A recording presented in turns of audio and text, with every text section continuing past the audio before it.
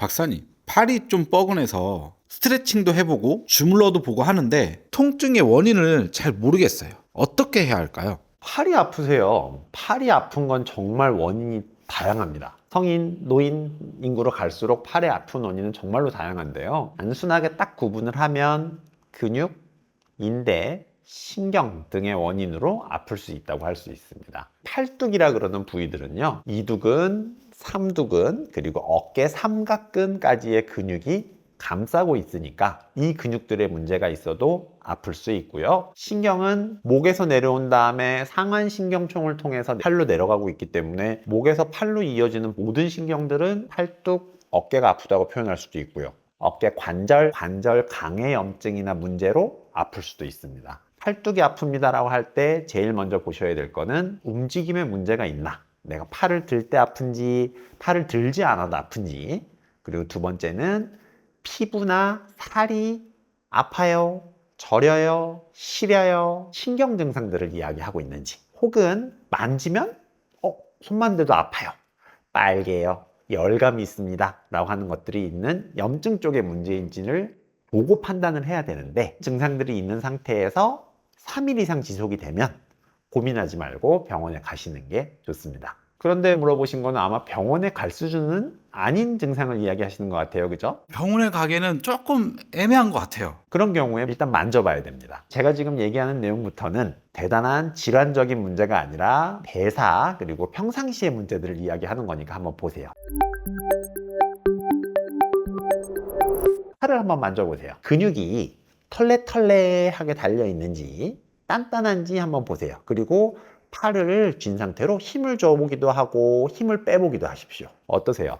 근육에 힘을 주면 단단해지는 느낌이 있으세요? 혹은 힘을 줘도 물렁물렁하세요? 확인하셨으면 그 다음에 팔을 완전히 굽혀보고 펴보고, 팔을 안쪽으로 돌려보고 오른쪽으로 돌려보고, 그리고 어깨를 앞으로 만세, 옆으로 똑바로 내렸다가 다시 올려보시고, 그 다음에 뒷짐 지어보고요.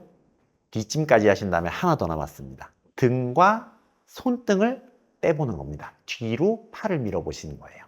다 되시면 일단 다 정상입니다. 그런데 시청자분들이 이야기하는 팔뚝의 느낌은 팔이 부어 있는 걸 수 있습니다. 힘을 주면 근육이 단단해지고 힘을 빼면 근육이 털레털레 해야 된다 그랬는데, 힘을 주나 안 주나 항상 단단한 느낌, 소위 뗀뗀하다고 표현하는 그 상태일 수 있어요. 이게 뭘까요, 피디님? 팔뚝에 근육이 많은 거? 혹은 팔뚝이 부어 있는 거 아닐까요?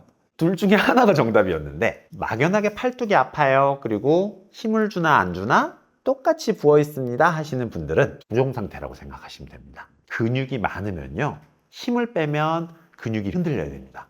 예전에 제가 진천 선수촌이라고 국가대표 선수들 있잖아요. 운동하는 데 가서 이제 같이 밥 먹고 얘기한 적이 있는데, 그 사람들 보면 팔이 이만해요. 근데 힘을 빼고 있으면 근육이 명확하게 만져지고 잘 움직입니다. 힘을 딱 주면 돌덩이처럼 단단해지거든요. 근육이 정상적으로 많은 이런 상태여야 되는데, 여러분들이 지금 하는 것처럼 손만 대도 아픈데 멍이 쉽게 드는데 아파요 늘, 이런 분들은 운동이 부족한 상태에서 순환 장애가 생긴 겁니다. 단단한 게 아니라 뗀뗀하다고 표현을 한 거예요. 근육에 수분이 저류가 되고 림프에 순환이 잘 되지 않아서 여기에 물이 많이 찬 거죠. 팽팽해진 게 된 겁니다.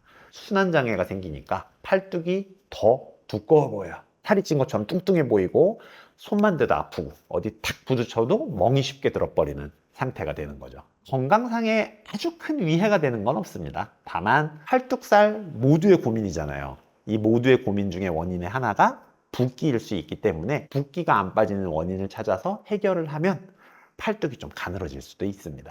팔이 단단한 경우에 팔뚝살을 빼려면 기본적으로 순환장애를 해결해야 됩니다. 전체적으로 근육 운동이 너무 부족해서 근육이 일을 못하면서 이 증상이 생깁니다. 붓기를 빼려 그러면 혈액순환이 잘 돼야 되는데 근육이 일을 도와주게 되거든요. 림프 마사지를 해주면 좋습니다 라고 여러 사람들이 이야기하고 있지만, 실질적으로 여러분들은 남이 해주는 림프 마사지를 받는 것보다 스트레칭과 근력 운동을 하시는 게 훨씬 큰 도움이 될 수 있습니다. 이 부분은 저희가 언제 한번 영상으로 다뤄드릴 테니까 그때 한번 따라해 보시고, 여러분들이 제일 먼저 해야 될 것들은 어깨 관절이 잘 움직이는지 팔자 돌리기, 돌리는 운동들이 있거든요. 다음에 한번 안내해 드리고, 팔 털기, 팔을 위에서 털고 아래에서 털는 식으로 순환이 잘 될 수 있도록 가벼운 운동들 해주는 것 도움될 수 있습니다. 저는 팔도 잘 털고 운동도 열심히 하는데도 붓습니다 하시는 분들은 소화기능 장애와 수분대사 조절 기능 저하가 있을 수 있습니다. 진짜 병적인 문제, 신장대사에 문제가 있습니다 라고 할 때는 내과적으로 치료가 필요한 상태를 이야기하고요. 늘상 소화가 안 되고 꽉 막힌 것 같고 쉽게 멍이 들고 아침 되면 더 부어요, 더 단단해요 하시는 분들은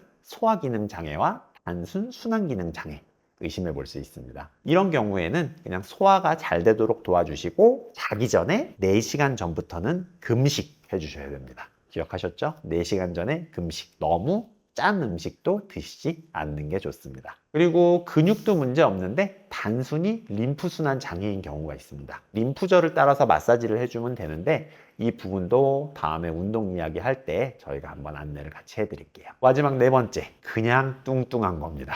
이거는 순환의 문제가 아니라 살이 쪄서 지방이 그냥 많이 쌓여서 불편감이 생길 수 있습니다. 그러면 팔뚝 살만 빼는 운동이 과연 있을까요? 팔뚝살을 빼는 운동 소개가 엄청 많지 않나요?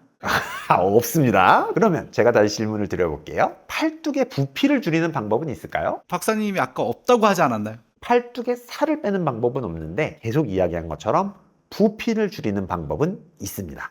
팔은 근육, 지방, 수분, 이 3가지를 섞어서 표현을 합니다. 팔뚝 살만 빼드립니다 라고 하려면 지방이 빠져야 되는 건데요. 우리가 보고 있는 팔뚝살 운동은 대부분은요, 수분 대사의 개선을 이야기하는 것입니다. 물론 의미가 없는 건 아니에요. 팔뚝살 빼는 운동을 막 10시간을 하면 살이 전체가 다 빠지겠죠.